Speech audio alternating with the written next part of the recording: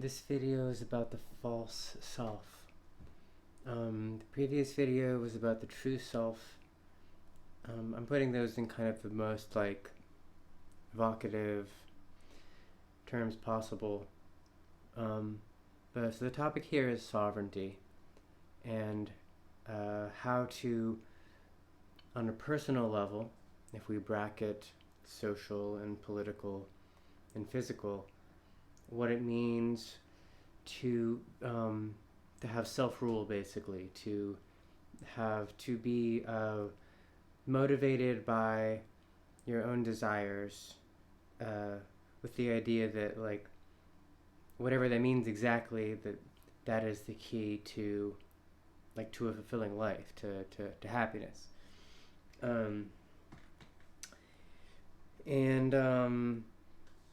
So yeah, I mentioned the false self, the true self last time. The Genesis call,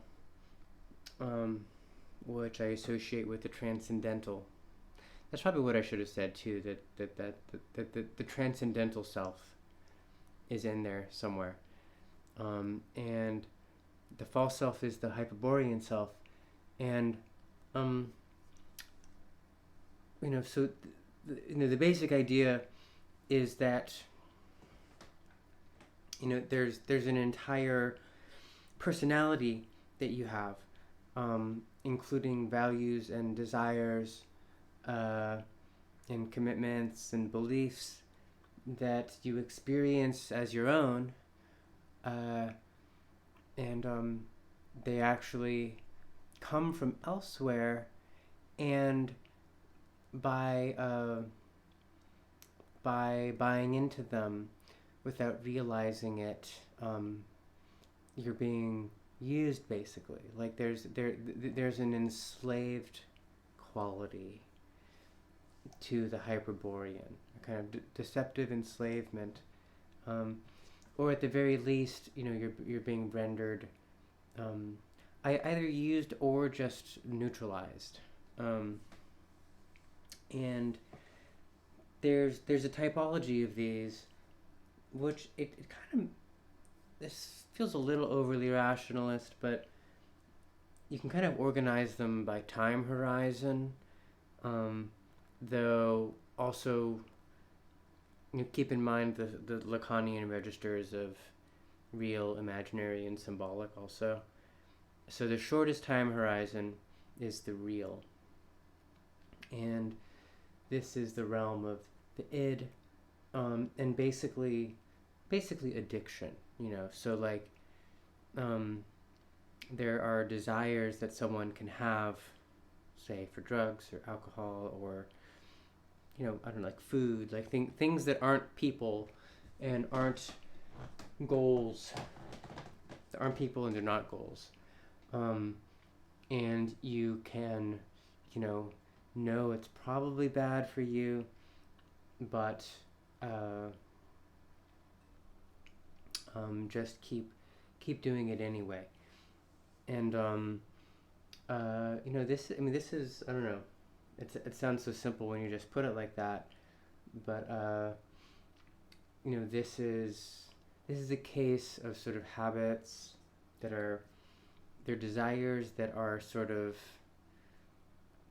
more or less unmistakably self-destructive, though there can be rationalizing that goes into defending them, say beliefs about the world, oh, the world is so messed up, I might as well just keep drinking or something, but they're compulsive, and the more you do it, the less satisfying it gets, the more you need, and this brings you ultimately to some kind of breaking point, in the best of cases, or I guess it's very hard to sort of lift up out of a desire like this without being brought to a breaking point. It's very, very powerful, depending on the person. So there's that stuff that's kind of pure sensation almost, pure addiction. And then on the imaginary level, this is a shorter time horizon. This involves uh, being addicted to other people, say like codependent relationships, or values. Just either wanting to please people or stay connected to them despite um, despite like obvious toxicity or abuse or something like that, um, or like living up to dreams that aren't yours, that were sort of given to you. And so this is it's less like sheer stimulation, and the rationalization is maybe more powerful. But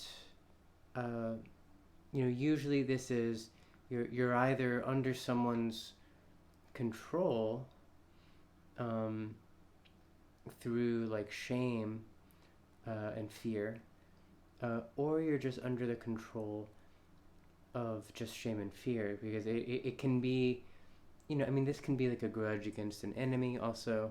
It's like there's an idea with a kind of fantasy persona that is kind of holding behavior in place, and like that again can be very painful to detach from. So that's the imaginary, and the symbolic is sort of the classic, like fame, power, wealth, where in a way you can be really looking pretty good and achieving things in the world, and making a name for yourself, or living a life of success, but dying inside, because you are so enslaved to dreams, basically, and maybe you were hoping to find fulfillment in them, and so made big sacrifices of important things, or did bad things along the way that you're guilty about, or whatever it is, and that time horizon is much longer. It can be 5 or 10 years, or your whole life, or whatever. But that can still be a state of sin on its own.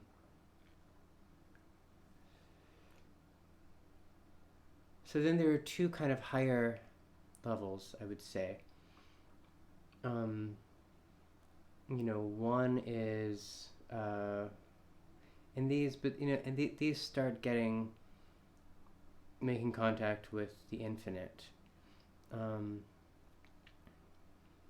where all of those sort of like sinful external sources of desire can be sort of recognized as what they are.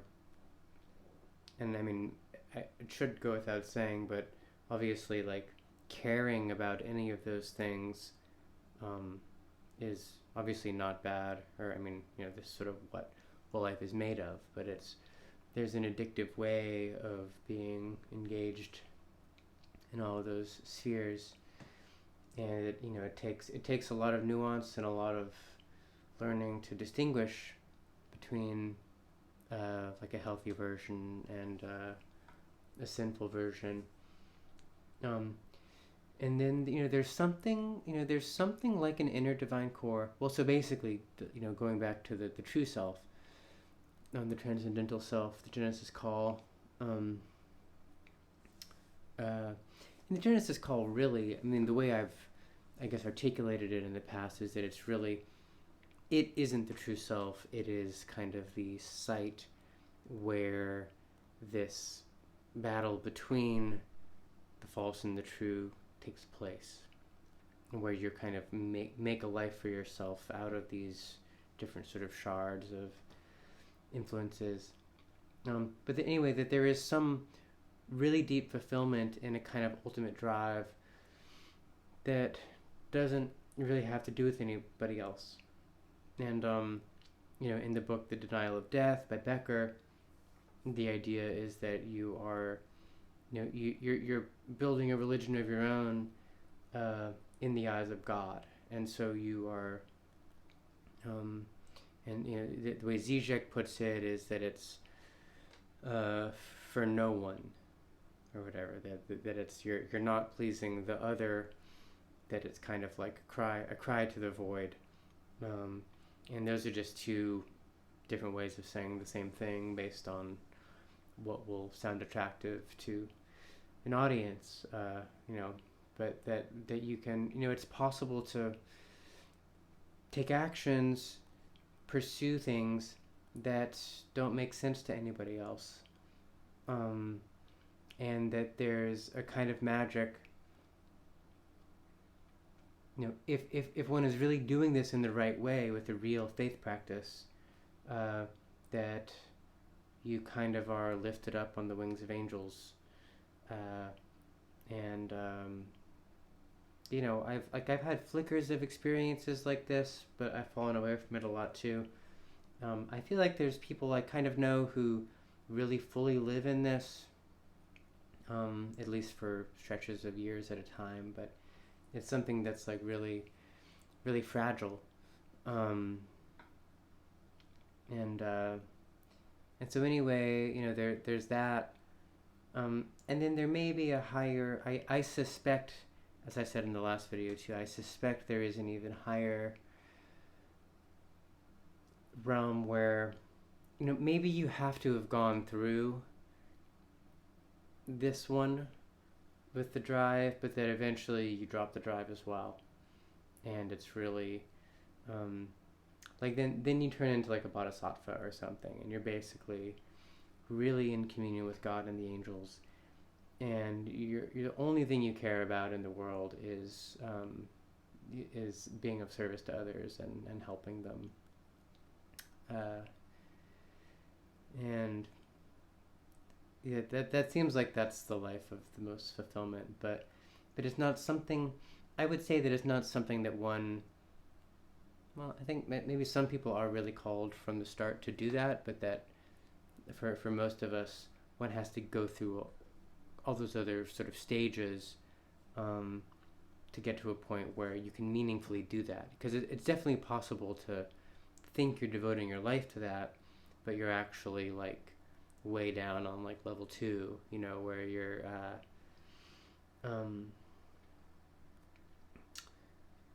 like you're just living a kind of masochism because of guilt or shame or whatever. So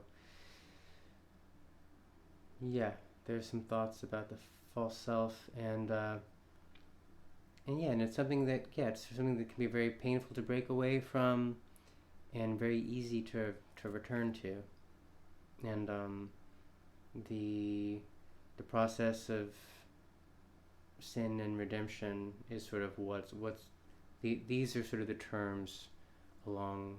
These are the terms that are being sort of used in the sin redemption dialectic.